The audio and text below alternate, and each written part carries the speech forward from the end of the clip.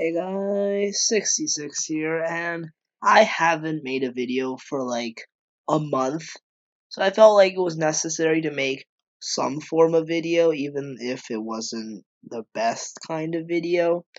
So I was planning on making a video with Yu-Gi-Oh! Pro replays and discussing my deck, the deck that I'm going to talk about today. But I couldn't really get enough good clips because I just kept misplaying over and over and over again. So I decided that I'm gonna just talk about it for a bit, and I'll make a deck profile maybe later. Not sure, depends on if the format changes. So I'm gonna be talking about Endymion Orcust, which I believe is the best deck in the game right now that nobody really is thinking about at all. So Endymion Orcust is basically the basic. Endymion Orcust is a Endymion deck with magicians and a full Orcust engine, including Phantom Knights. So, in essence, what it is, it's a pendulum deck with Orcust mixed in. Just think about it that way. You replace the Guard Dragons of Endymion decks with an Orcust engine. So you got your magicians, you got your Endymions, you got Orcust, and you got Phantom Knights. That's the basic idea. No Guard Dragons, not enough space, not even in 60 cards. This is 60 cards, obviously. So the game plan of the deck is that you use pendulums in order to set up something, whether that be like a Jackal or Big Boy Endymion, Electromite most likely, just some form of monsters on board, and maybe some negations like the Endymion and the Jackal.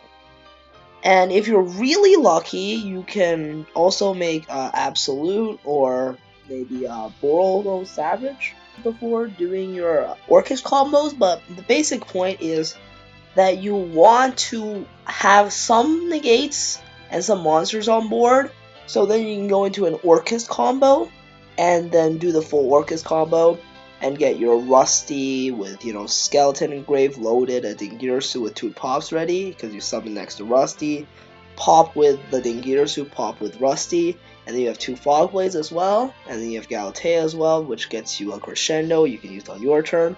So you got your full Orcust combo, and on top of that, you also have whatever stuff you got with your pendulums. And the benefit of playing Endymion Orcust over regular Orcust or regular pendulums is that first of all, you get more negates on max combo, and second of all, you're less weak to hand traps. A big problem with Orcust is that if you shut down Mermaid, right, the opponent shuts down your Mermaid, and you don't have a really good hand to grind through that, your turn's basically over, and you don't have that much to do.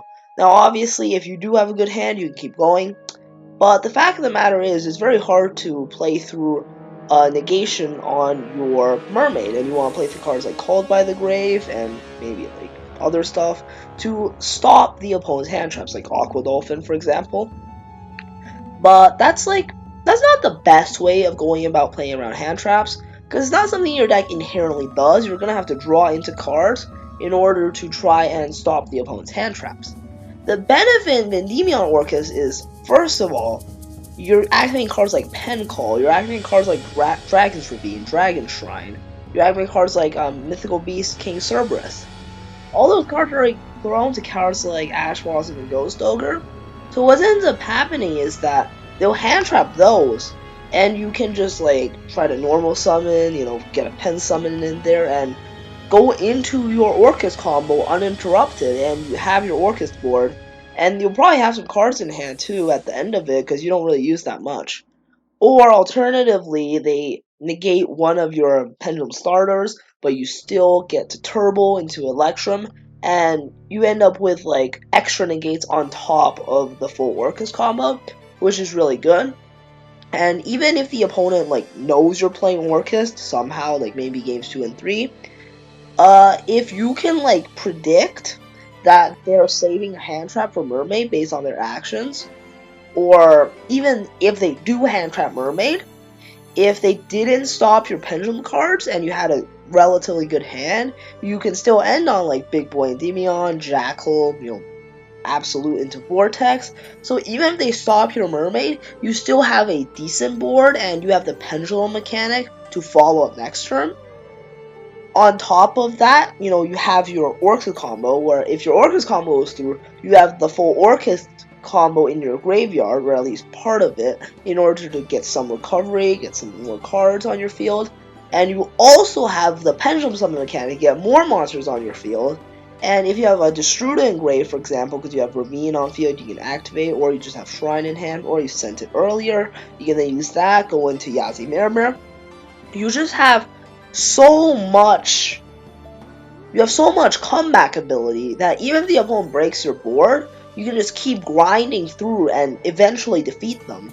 So as long as you make a decent board on your first turn, you basically get to win the game off of that. And you're really resilient to hand traps, because there's two ways to go about doing things. You have your Pendulum route and your Orcust route, and they happen simultaneously. So if they don't hand trap you, you get both. And if they do, you get one. And usually they'll stop the Pendulum route, so you get full Orcust combo, which basically means you have a better Orcust deck, because you got the Orcust combo, and you still have cards like Scales, which really help you grind later on. And Pendulums are inherently just good at grinding because of the Pendulum Summon mechanic. And on top of this, it's just regular Orcust die to hand traps, but this deck, the Endymion Orcust deck, can ignore hand traps.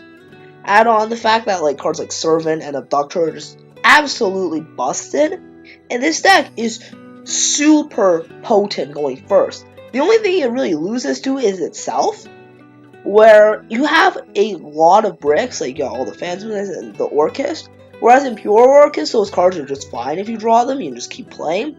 With this deck, you're playing a minimum Orcust engine and a minimum Phantom Knights engine, so if you draw enough pieces of that, your hand's just gonna suck, because you have no way of discarding them, you don't play Dangers, and you probably can't have Scales if you draw too many of them.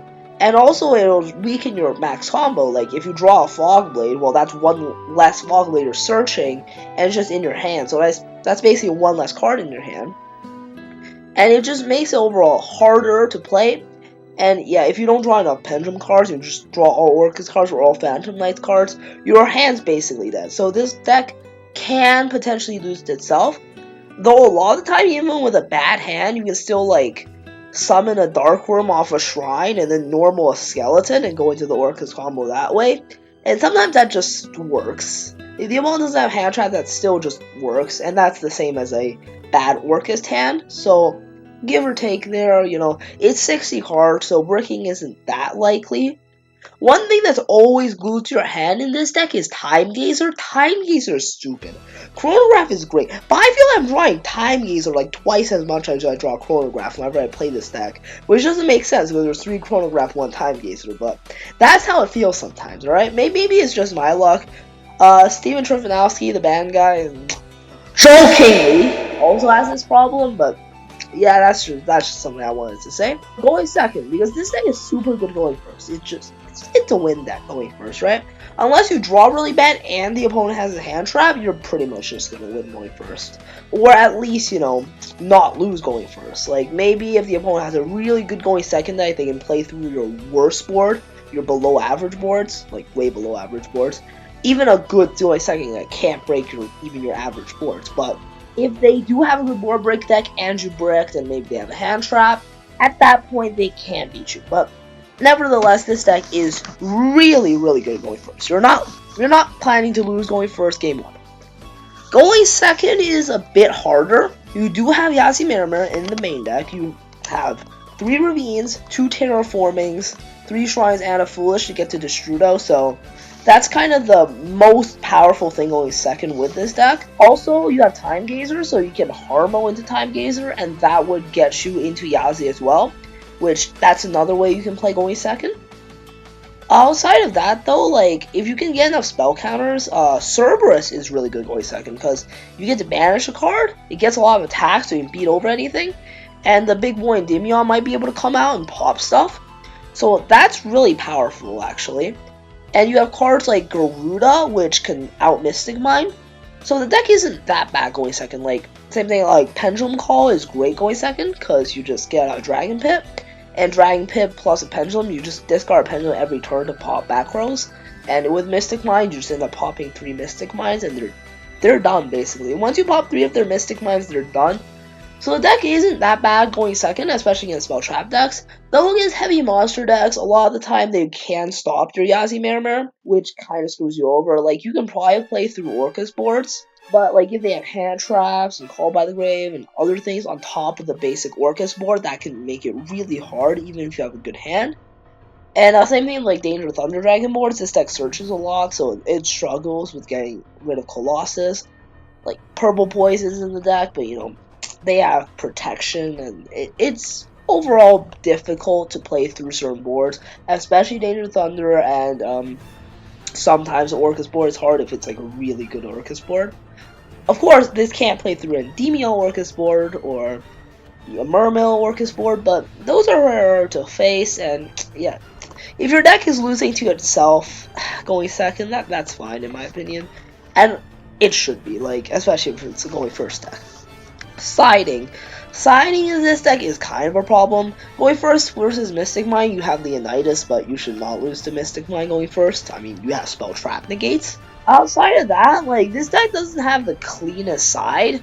Technically, like, any spell helps, because it gives you spell counters, but it's 60 cards, so if you're playing like Twin Twisters, for example, you have a 50% less chance. No, not that much. You have like a 33% less chance of drawing it compared to someone who's playing 40 cards, which is definitely something to consider. Though you can side out a lot, so you can side in a lot, since you could technically side out like the entire Orcust engine and the Phantom Knights engine if you don't feel like you need that going second. Which, like, sometimes the Dingirsu is nice, but if you don't think you need that, you can side all of that out and put in Pankratops, Sphere Modes, Twin Twisters. Not needing to normal summon is probably this deck's biggest advantage going second. You can also always just pen summon everything before your Electromite or before any length. Which, yeah, that helps, but at the same time, it's very hard to draw side deck cards when you're playing 60 cards, even if you side in a lot.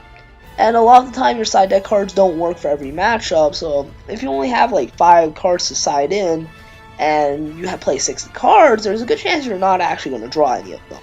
There is draw power in this deck, but it's not the best draw power ever. You have Into the Void, you have Upstart, you have like technically Electromite, but it's not the best. It could be a lot better.